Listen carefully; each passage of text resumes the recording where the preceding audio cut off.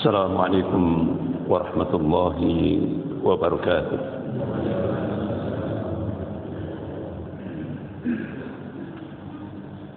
Innal hamdalillah nahmaduhu wa nasta'inuhu wa nastaghfiruh wa na'udzu billahi min shururi anfusina wa min sayyiati a'malina. من يهد الله فلا مضل له ومن يضلل فلا هادي له أشهد أن لا إله إلا الله وحده لا شريك له وأشهد أن محمدا عبده ورسوله يا أيها الذين آمنوا اتقوا الله حق تقاته ولا تموتن إلا وأنتم مسلمون يا أيها الناس اتقوا ربكم الذي خلقكم من نفس واحدة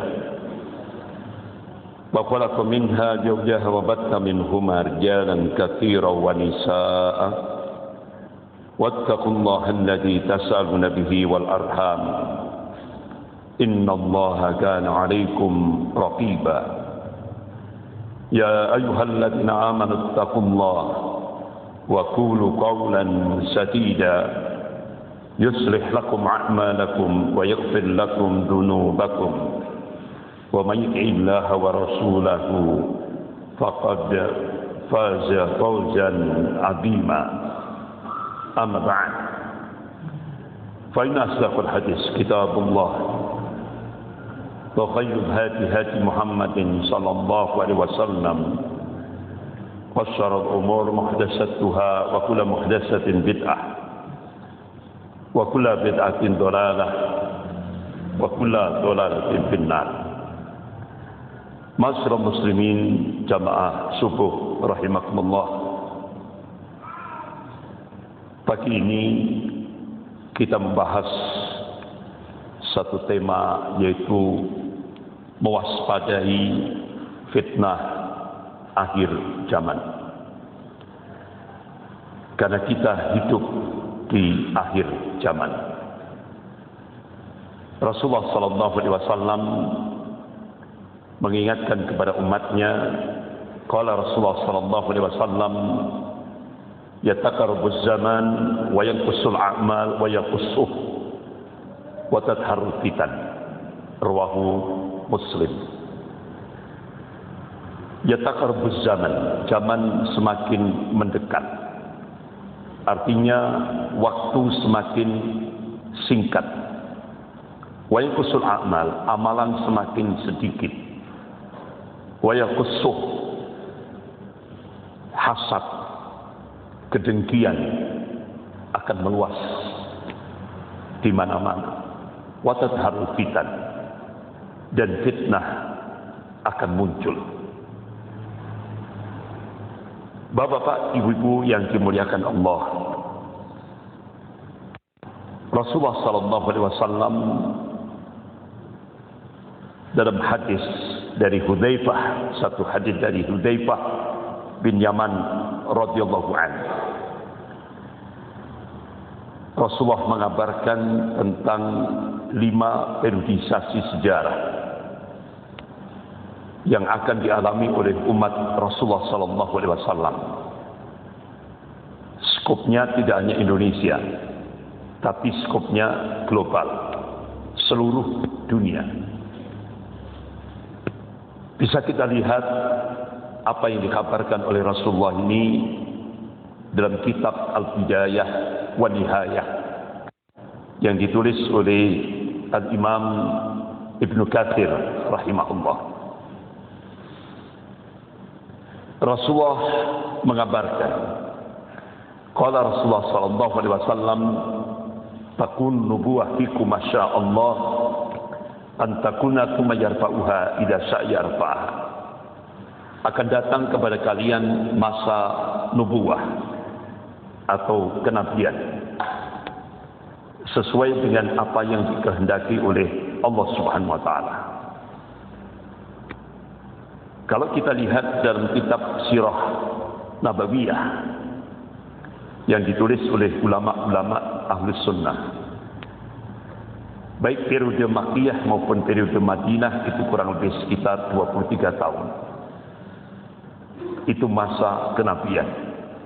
13 tahun di Mekah, 10 tahun di Madinah. Kemudian Allah angkat jika Allah menghendakinya. Thumma takunu khilafatun 'ala minhajin nubuwah wa yakunu masyaallah an takuna thumma yarfa'uha idza sya'a yarfa'ha. Kemudian Allah munculkan periodisasi sejarah yang kedua, yaitu masa Khulafa Rasyidin. Dalam kitab Al-Bidayah Al-Nihayah yang ditulis oleh Al-Imam Ibn Katsir, bahkan pakar sejarah dunia Islam yaitu Syekh Profesor Dr. Ali Muhammad As-Salafi, mulai pada masa Khalifah Abu Bakar As-Siddiq radhiyallahu anhu, dilanjutkan Khalifah Umar bin Khattab radhiyallahu anhu, dilanjutkan Khalifah Utsman bin Affan radhiyallahu anhu, dilanjutkan Khalifah Ali bin Abi Thalib radhiyallahu anhu, kurang lebih sekitar 30 tahun. Dan itu sesuai dengan apa yang dikehendaki oleh Allah Subhanahu wa taala. Kemudian Allah angkat jika Allah menghendakinya. Tsumma takunu mulkan 'adhan fa yakunu masyaallah an takuna tsumma yarfa'uha idza sya'a yarfa'ha.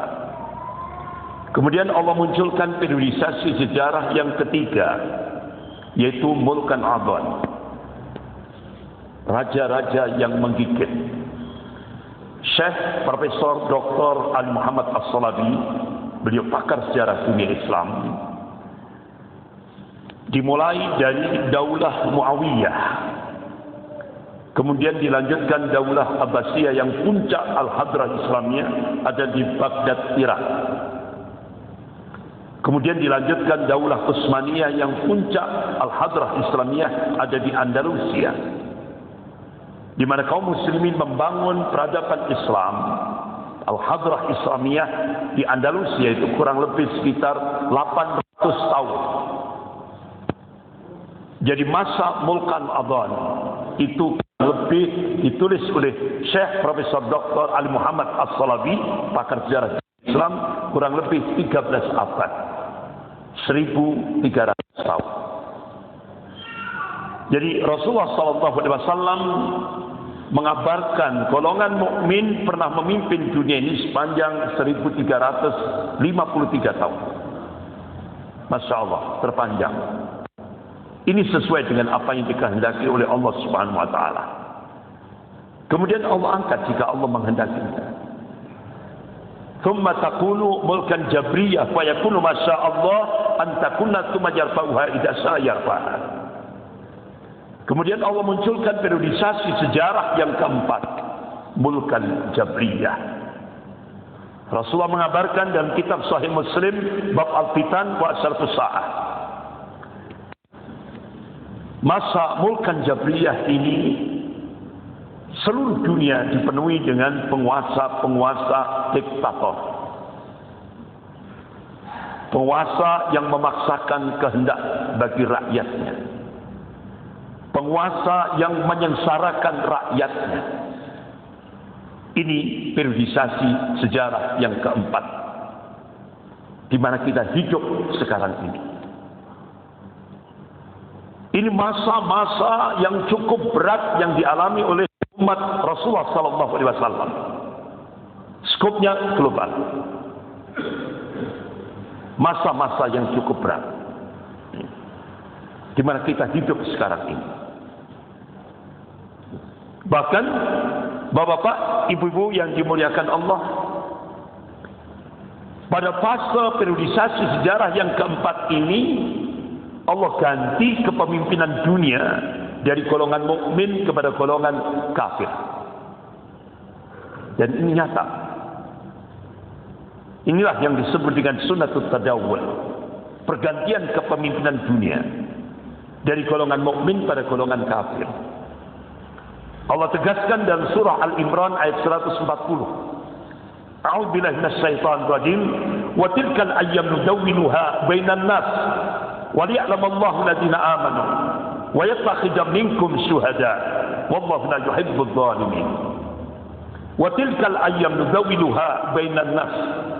Dan masa kejayaan dan kehancuran, masa kemenangan dan kekalahan, Allah pergilirkan di tengah-tengah manusia, supaya dari situ bisa diambil ibrah, pelajaran. Waliya'lamallahu alladziina aamanu, dan Allah ingin menunjukkan bukti kebenaran ini pada hamba-hambanya yang amanu, yang beriman kepada Allah, yang muwahhid, yang mentauhidkan Allah dalam segala aspek kehidupan. Wa yattakhidha minkum syuhada, dan Allah ingin menjadikan sebagian mukmin gugur sebagai syuhada atau mati syahid. Wallahu la yuhibbudz zalimin, dan Allah tidak memberi Allah tidak cinta kepada orang-orang yang zalim. Sebagian mufassir menafsirkan wallahu la yuhibbudz zalimin, itu maknanya Allah Subhanahu wa taala tidak mencintai orang mukmin yang tidak mau berjihad di jalan Allah Subhanahu wa taala. Allah tidak cinta. Kemudian thumma takunu khilafatun al minhajin nubuwah. Kemudian Rasulullah diam. Allah akan munculkan pada periodisasi sejarah yang kelima ini, yaitu Khalifatullah Al-Mahdi, Imam Mahdi. Dalam kitab Sahih Muslim bab Al-Fitan wa Asratus Sa'ah, Rasulullah mengabarkan Khalifatullah Al-Mahdi itu akan dibaiat di depan Ka'bah. Lokasinya persis antara Hajar Aswad dan Maqam Ibrahim. Bahkan Rasulullah mengabarkan siapa pengawal Khalifatullah Al-Mahdi. Rasulullah mengabarkan mereka adalah hamba-hamba Allah di wilayah Khurasan. Oleh karena itu kata Rasulullah, manakala ashabur rajatus sud, pasukan pembawa panji-panji hitam bergerak dari Khurasan menuju Elia, Yerusalem, itu tanda puncak kemenangan Islam di akhir zaman. Karena Rasulullah mengabarkan di mana puncak kemenangan Islam di akhir zaman. Rasulullah mengabarkan qala Rasulullah sallallahu alaihi wasallam fi Baitul Maqdis wa akhna fi Baitul Maqdis. Ini hadis sahih rawahu Ahmad.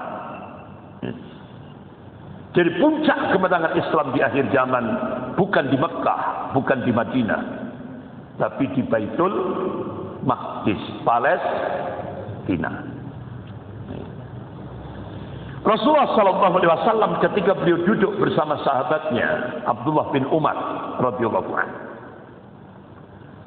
Rasulullah mengabarkan, kalian nanti akan menyaksikan fitnah Ahnas.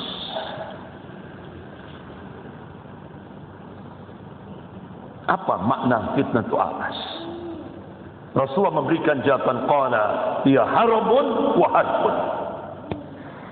Kalian nanti akan menyaksikan peperangan dan pelarian atau pengungsian. Bahkan Rasulullah SAW mengabarkan tentang marhalah, tahapan-tahapan peperangan yang akan terjadi. Qala Rasulullah SAW, "Tazuna jaziratul Arab fayaqta'u Allah, thumma Farsa fayaqta'u Allah, thumma tagzunatur Rum fayaqta'u Allah, thumma tagzunad Dajjal fayaqta'u Allah." Ini hadis sahih rawahu Muslim. Tagzuna jaziratul Arab fayaqta'u Allah. Kalian akan menaklukkan jaziratul Arab. Fayaqta'u Allah, dan Allah akan menaklukkannya. Ulama-ulama hadis menafsirkan ini maknanya diktator-diktator Sunni akan ditaklukkan dan Allah akan menaklukkannya. Kira-kira sudah terjadi apa belum? Sudah. Mulai dari Tunisia, ada Ben Ali tumbang. Bergeser ke Libya, ada Muammar Gaddafi tumbang. Bergeser ke Mesir, ada Husni Mubarak tumbang. Bergeser ke Yaman, ada Abdullah Saleh Ali tumbang. Dan itu akan terus bergerak. Thumma Farisan fayaqtahu Allah. Kemudian kalian akan menaklukkan Persia dan Allah akan menaklukkannya. Ulama-ulama hadis menafsirkan diktator Syiah Rafidhah akan ditaklukkan dan Allah akan menaklukkannya. Dan tanda-tanda ini sudah mulai nampak. Thumma tazzunatur Rum fayaqtahu Allah. Kemudian kalian akan menaklukkan Rom. Fayaqtahu Allah, dan Allah akan menaklukkannya. Itulah yang disebut akan terjadi malhamah, dan puncaknya malhamatul kubra, perang akbar di akhir zaman. Kira-kira marhalah yang ketiga ini tanda-tandanya sudah mulai nampak apa belum? Sudah. Sekarang coba kita lihat perang antara Rom. Romawi Barat diwakili oleh Ukraina. Romawi Timur diwakili oleh Rusia. Sudah mulai nampak. Rasul mengabarkan sebelum terjadi malhamah, kaum muslimin ada berdamai dengan Rom. Dan sekarang coba tanda-tanda itu. Dunia Arab mulai merapat ke Rusia, ke Romawi Timur. Setelah kaum muslimin berdamai dengan Rom, akan terjadi malhamah, peperangan antara kaum muslimin dan Rom. Di mana kejadiannya? Dalam kitab Sahih Muslim bab Al-Fitan wa Syaratus Sa'ah, Rasulullah mengabarkan di A'ma Audabik. A'ma itu satu danau yang luas, Dabik satu padang yang luas. Alhamdulillah, saya sudah pernah ke sana. Saya berangkat dari Jabal Aqrab, provinsi Latakia, berangkat ba'dal subuh. Nyampe di A'ma Audabik itu kurang lebih sudah jam 2 siang. Itu masih kawasan Bilad Syam, bumi Syam, yaitu di Halab, Aleppo. Kalau kita buka Google Map, itu hampir berdekatan dengan Istanbul, Turki. Itu lokasinya. Aleppo, Halab. Bapak-bapak, ibu-ibu yang dimuliakan Allah, ini belum terjadi. Tapi Rasulullah SAW sudah memberikan kabar. Apa sikap kita terhadap apa yang dikabarkan oleh Rasulullah? Kita wajib bersikap tasdiquhu bima akbar. Kita harus membenarkan apa yang dikabarkan oleh Rasulullah SAW. Karena apa? Allah tegaskan dalam surah An-Najm ayat 3 sampai 4. A'udzubillahi minasyaitonir rajim. Wa may yantiqu 'anil hawa in huwa illa wahyun yuha. Apa yang disampaikan oleh Rasulnya itu bukan ahwa, bukan hawa nafsu. Apa yang disampaikan oleh Rasulullah itu wahyu yang diwahyukan oleh Allah kepada Rasulnya. Pasti terjadi, tidak bisa tidak. Makanya kalau kita mendapatkan kabar dari Rasulullah, sikapi dengan tasdiquhu fima akbar. Kita harus membenarkan apa yang dikabarkan oleh Rasulullah SAW. Bahkan ini belum terjadi, Rasulullah memberikan kabar apa-apa yang akan terjadi pada masa saat malhamah, peperangan antara kaum muslimin dan Rom. Rasulullah mengabarkan dalam kitab Sahih Muslim bab Al-Fitan wa Syaratus Sa'ah, sepertiga pasukan Islam akan lari dari peperangan. Dan Allah tidak mengampuni dosa-dosanya. Sepertiga pasukan Islam akan gugur sebagai syuhada, mati syahid. Sepertiga pasukan Islam akan diberikan al-falah, kemenangan dari sisi Allah Subhanahu wa taala. Ini pasti terjadi. Padahal ini belum terjadi. Thumma tazuna dajjal fayaktabuha Allah. Kemudian kalian akan menaklukkan Dajjal. Fayaktabuha Allah, dan Allah akan menaklukkannya. Masyaallah muslimin rahimahullah. Kemudian Rasulullah mengabarkan kepada sahabatnya Abdullah bin Umar radhiyallahu anhu, kalian nanti akan menyaksikan fitnatus sarra. Kemakmuran hidup, kekacauan, peperangan dalam rangka perebutan sumber daya alam. Dan ini sudah terjadi. Kita lihat Amerika, negara-negara sekutunya, NATO membombardir Afghanistan dengan alasan mencari Syekh Usama bin Laden. Tapi akhirnya kita akhirnya lihat ujung-ujungnya sumber daya alam. Berapa puluh tahun. Tapi Rasulullah sudah mengabarkan ini. Tidak akan bisa siapapun tidak akan bisa mengalahkan Khurasan. Karena orang-orang Khurasan ini disiapkan oleh Allah untuk mengawal, puncaknya nanti mengawal Khalifatullah Al-Mahdi. Ini kabar dari Rasulullah.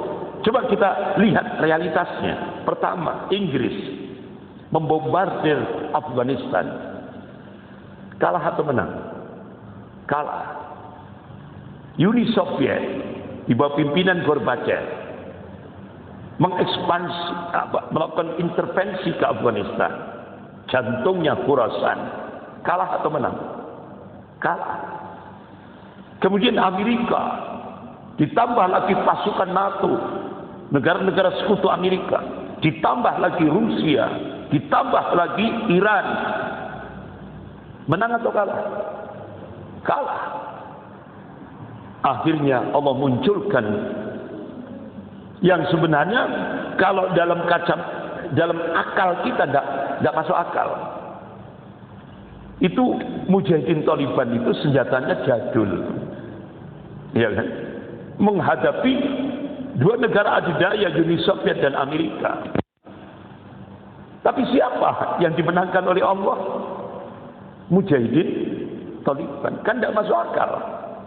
Sampai Syekh Abdullah Azzam rahimahullah, beliau digerakkan oleh Allah dari Palestina untuk membangunkan, membangkitkan, memantik semangat jihad internasional di jantungnya Khurasan, Afghanistan, yaitu Syekh Abdullah Azzam rahimahullah. Masya Allah, yang beliau bangun yaitu Baitul Ansar, rumah-rumah penolong agama Allah. Beliau rekrut pemuda-pemuda miskin di Afghanistan. Jadi kurus-kurus, nggak sandalan lagi, karena saking miskinnya. Itu yang direkrut oleh Syekh Abdullah Azzam. Ya. Beliau hunjamkan kalimat tauhid la ilaha illallah, dan konsekuensinya tauhid rububiyah, uluhiyah, asma wa sifat. Beliau bangkitkan semangat jihadnya. Sehingga akhirnya Syekh Abdul Azzam rahimahullah meyakinkan wa man nasru illa min indillahil azizil hakim. Kemenangan itu datangnya dari Allah yang maha perkasa lagi maha bijaksana. Wa kana haqqan 'alaina nasrul mu'minin. Kewajiban kami memenangkan golongan mukmin. Akhirnya, Masya Allah, Mujahidin yang dibangun oleh Syekh Abdul Azzam rahimahullah, bahkan sampai terbiatul jihadiyah yang dibangun oleh Syekh Abdul Azzam, itu benar-benar jadi medan magnet seluruh dunia. seluruh dunia berdatangan, termasuk paling banyak dari Indonesia. Masya Allah, ketika saya diundang di Solo, saya kaget. Ternyata orang yang paling dicintai oleh Syekh Abdul Azzam rahimahullah itu ndak dayani. Ndak dayani.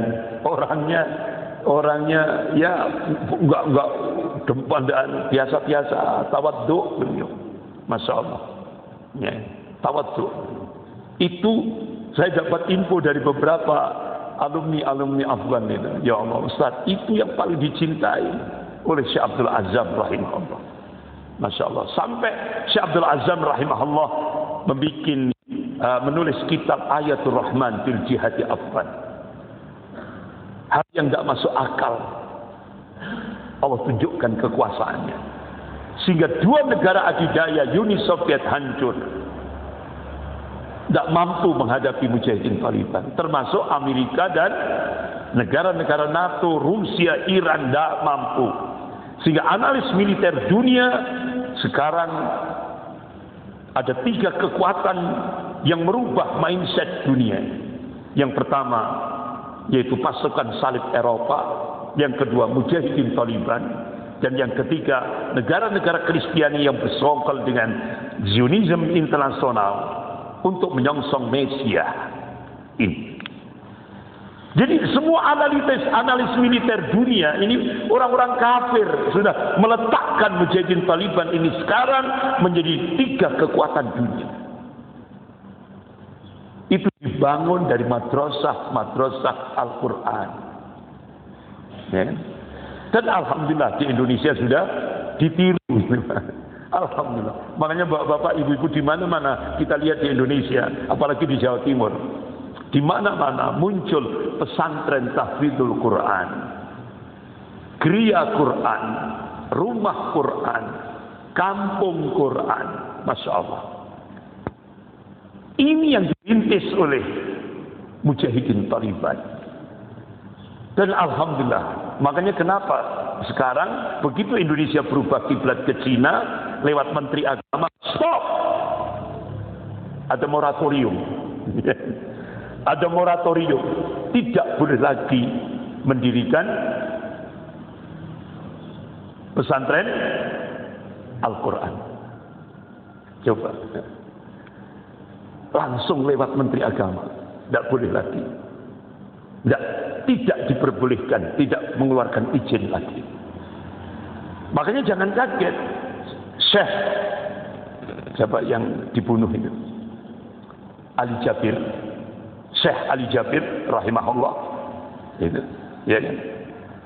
Beliau kan muhadharah. Saya ingin bercita-cita menjadikan di Indonesia ini 1 juta penghafal Quran. Ya kan? Akhirnya beliau ditarget untuk dibunuh. Di mana? Lampung atau Bengkulu? Lampung.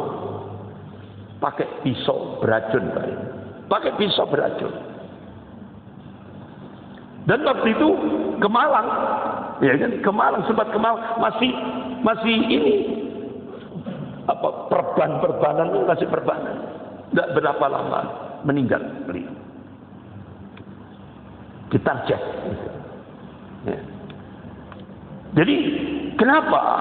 Ini benar-benar, makanya kalau sudah Al-Quranul Karim itu sudah benar-benar menghunjam dalam setiap kolbu generasi muda Islam, Masya Allah, ini bisa menggetarkan dunia. Makanya kita optimis 2024, insya Allah Allah akan munculkan pemimpin yang amanah. Oleh karena itu insya Allah kita niatkan 2024 jihad konstitusi untuk memilih pemimpin yang ideologis. Ini kita niatkan itu, walaupun kalah, ya, walaupun kalah. Tapi insya Allah hisabnya di yaumil akhir ringan. Jangan sekali-kali memilih pemimpin yang pemimpin proksi. Proksinya Cina. Jangan sampai. Walaupun menang, tapi nanti hisabnya di yaumil akhir berat. Bapak-bapak, ibu-ibu yang dimuliakan Allah. Jadi kekacauan perebutan sumber daya alam di Indonesia tidak lewat perang. Ya kan? Di Indonesia tidak lewat perang. Bahasanya elegan, Pak. Kalau dulu privatisasi, sekarang investasi. Investasi itu sama saja dengan penjajahan tanpa perang. Kalau bahasa militernya perang nirmiliter. Kalau bahasa intelijennya perang asimetris. Gitu. Ya. Tapi daya hancurnya, daya rusaknya lebih besar dari perang militer.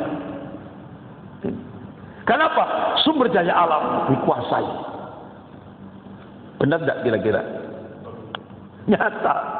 Coba Freeport. Siapa yang menguasai? Yahudi Amerika. Padahal kan sudah selesai. Kenapa masih diperpanjang?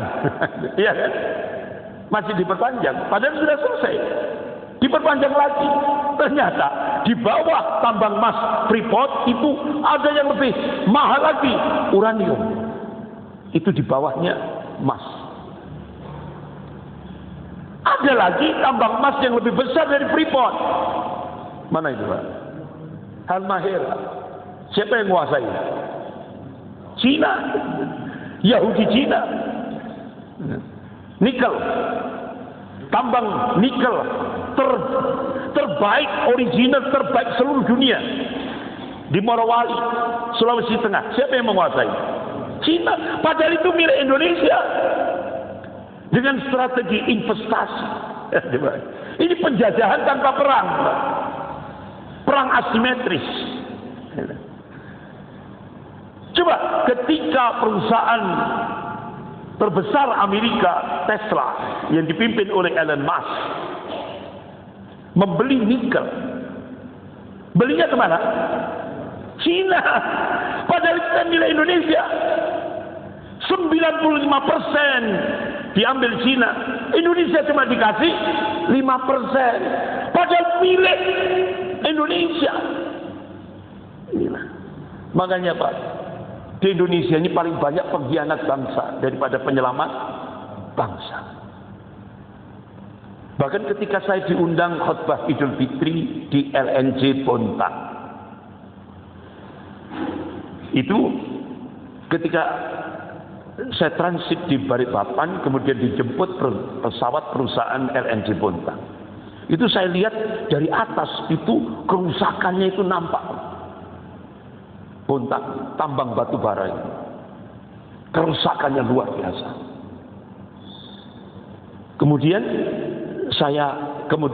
selesai saya khutbah Idul Fitri, tidak tahunya itu tanggal merah. Jadi pesawat perusahaan off. Akhirnya panitia minta, Ustadz boleh tidak lewat jalur darat? Oh tidak apa-apa, saya kepingin juga tahu bagaimana kerusakan bisa kita lihat langsung di depan mata. Ya Allah Pak, kerusakannya luar biasa. Saya berangkat dari LNJ Bontang menuju ke Bandara Samarinda itu 2,5 jam. Padahal itu kalau dilihat di Google Map dekat Pak. Kenapa kok lama? Kenapa? Itu jalan itu bisa jadi danau-danau. Jadi kita ini lewat pinggir, hati-hati gitu Pak. Lubang-lubangnya itu luar biasa. Kerusakannya luar biasa. Belum lagi yang di dalam. Ya Allah. Itu ternyata mantan ketua KPK Pak Abraham Samad. Kalau Bontang ini, batu bara Bontang ini dikelola sesuai dengan konstitusi negara, Undang-Undang Dasar 45 pasal 33, itu rutin Pak, dari Bontang itu 3.500 triliun itu rutin. Hutang Indonesia ke Cina 7.400 sekian triliun lunas. Itu cuma batu bara di Bontang saja. Dan pemerintah akan mensubsidi tiap keluarga rakyat Indonesia per kakak 20 juta rupiah per bulan. Itu cukup dengan Bontang saja. Tapi ternyata di mana duitnya? Jangankan kita. Ini Gubernur Bank Indonesia Sempat terungkap dalam media. Ekspor sumber daya alam Indonesia itu besar, tapi dolarnya kemana? Jadi Gubernur BI malah tanya. Apalagi kita yang di pinggiran, ya kan? Ini Gubernur Bank Indonesia tanya, kemana dolarnya? Jadi ternyata di Indonesia ini pengkhianat bangsa lebih banyak daripada penyelamat bangsa.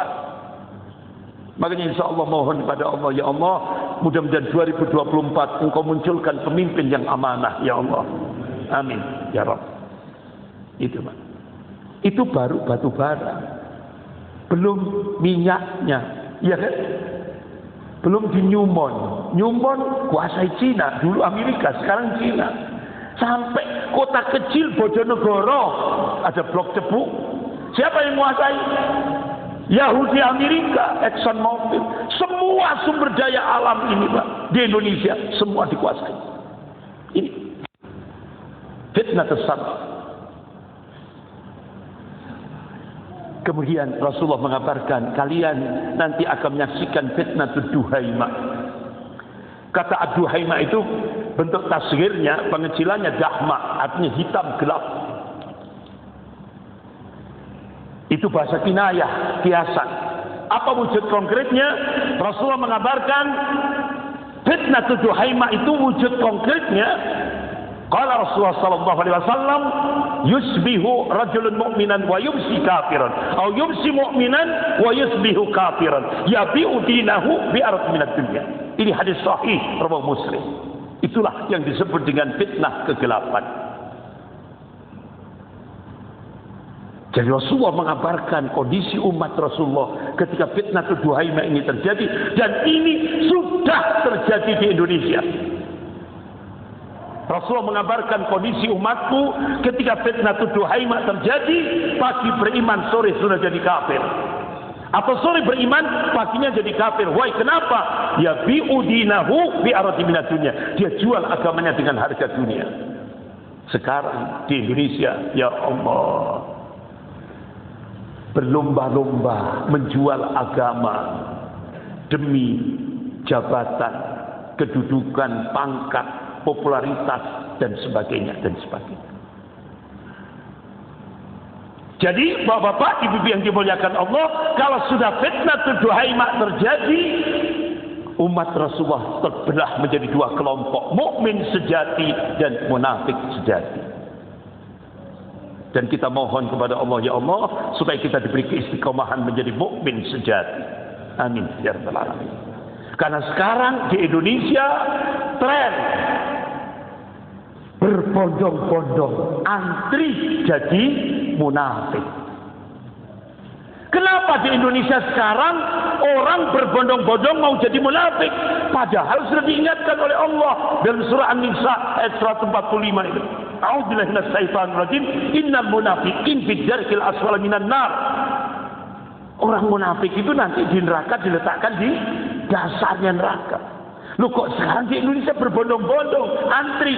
Ternyata di baliknya ada min amplopi bin fulus. Ada iming-iming jabatan. Jadi ini bener joyo-boyo, zaman edan, nek ora edan, ora keduman. Tapi bejo-bejone wong kang eling lan waspada. Tapi menurut konsep Islam bukan zamannya yang gila. Siapa? Orangnya yang gila. Nah sekarang Pak, di Indonesia kalau kepingin dapat jabatan harus gila dulu Pak. Ya kan? Harus gila dulu. Contoh Profesor Doktor siapa itu? Yang Rektor UIN Sunan Kalijogo. Profesor Doktor siapa itu? Ya Allah. Yang BPIT siapa itu? Ya Allah, lupa saya namanya. Ardian Wahyudi. Siapa? Ardian Wahyudi. Ya, Dian Wahyudi, Profesor Dr. Dian Wahyudi. Itu Rektor UIN Sunan Kalijogo. Akhirnya mahasiswa S3-nya program doktoral untuk membuat sensasi. Gitu. Bikin disertasi doktor, judulnya Zina Halal. Astagfirullah. Kita mulai dari kecil loh Pak. Zina itu haram. Nah ini tiba-tiba bikin disertasi doktor, judulnya zina halal. Wah akhirnya geger itu Pak. Karena Pak Rektor UIN Sunan Kalijogo, Profesor Dr. Dian Wahyudi ini tadi meluluskan komlot, nilai terbaik. Nilainya terbaik Pak, komlot.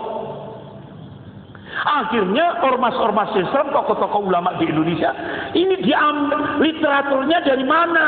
Ternyata setelah ditelisik dia ngambil kitab Milkul Yamin yang ditulis oleh Muhammad Sahrur. Nah, di Timur Tengah itu nama-nama itu kan wajar Pak ya.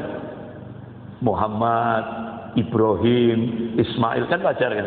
Tidak ada orang Timur Tengah namanya Bejo itu kan. Itu orang Jawa Timur, ya kan? Itu. Ini Muhammad Sahrur. Ternyata Syekh Muhammad Nasiruddin Albani rahimahullah mengungkap siapa Muhammad Sahrur.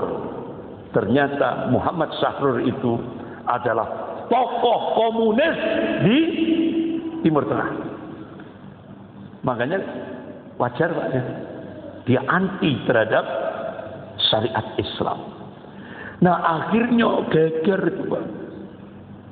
Dari situlah akhirnya Pak Mukidi, ini pas ini untuk saya. Masih kenal Pak Mukidi? Ya. Ini pas untuk saya.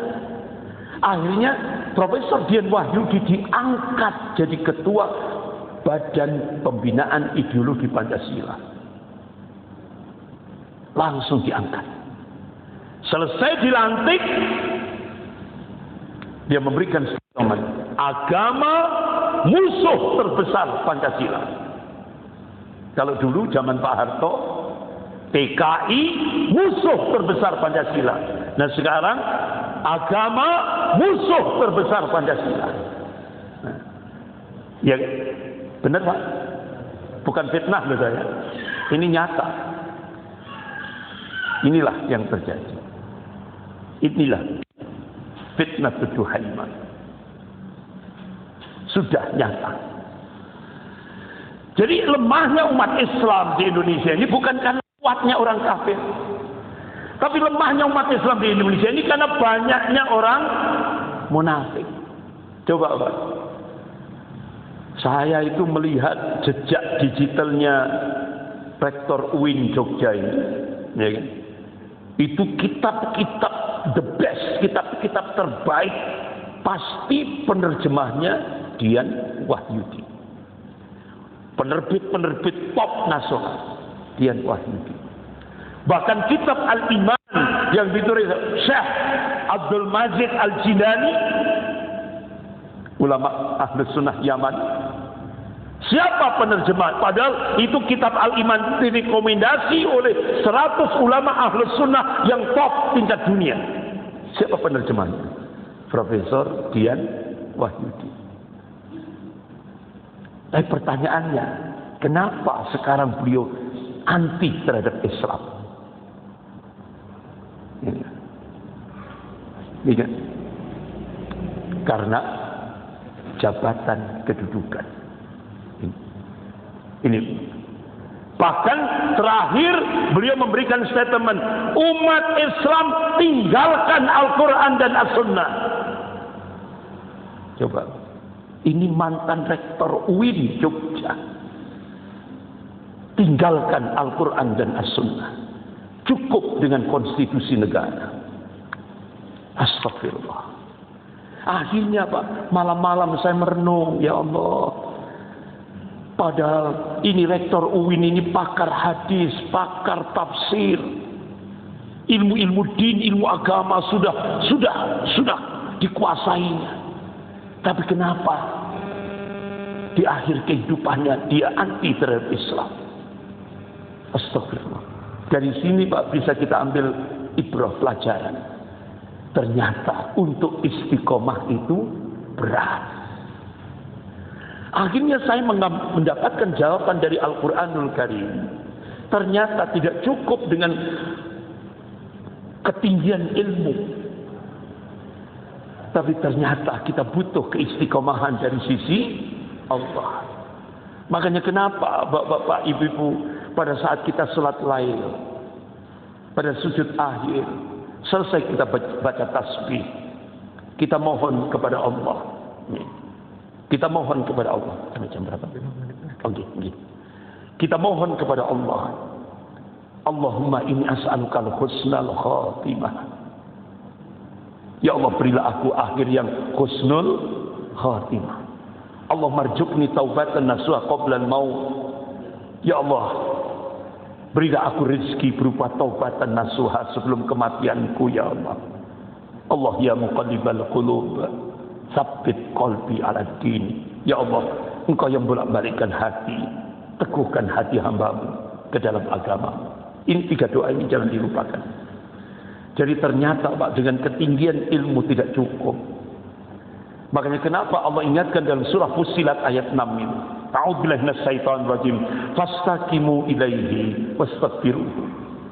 Tetaplah kamu istiqomah di jalan Allah yang lurus, siratal mustaqim. Wastaghfiruh, dan mohon ampunlah kepada Allah.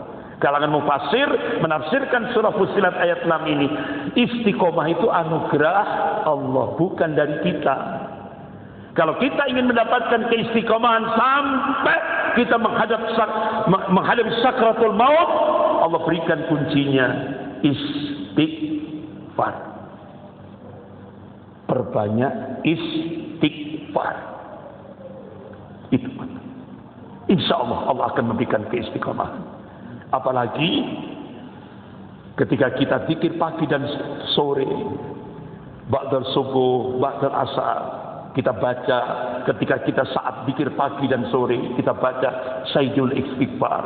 Allahumma anta rabbi la ilaha illa anta khalaqtani wa ana abduka wa ana wa'dika mastata a'udzu bika min syarri ma sana'tu abu laka bi ni'matika alayya wa abu bi dhanbi faghfirli fa innahu la yaghfiru dzunuba illa anta. Dalam kitab Sahih Bukhari, Rasulullah mengabarkan kalau kita baca sayyidul istighfar ba'dal subuh, siang hari kematian menjemput kita. Allah kabarkan, Rasulullah mengabarkan jannah, surganya Allah Subhanahu wa taala. Kita baca sayyidul istighfar ba'dal asar, malam hari kematian menjemput kita. Allah, Rasulullah mengabarkan jannah, surganya Allah Subhanahu wa taala. Janji Allah pasti. Inna Allah la yukhliful mi'ad. Allah tidak akan mengingkari janjinya. La tabdila li kalimatillah. Tidak ada perubahan akan kalimah-kalimah Allah. Mudah-mudahan kita diberikan keistiqomahan oleh Allah Subhanahu wa taala. Amin ya rabbal alamin. Karena waktunya terbatas, kita akhiri dengan doa kafarat majelis. Subhanakallahumma wa bihamdika asyhadu an la ilaha illa anta astaghfiruka wa atubu ilaik. Wabillahi taufiq wal hidayah. Wassalamualaikum warahmatullahi wabarakatuh.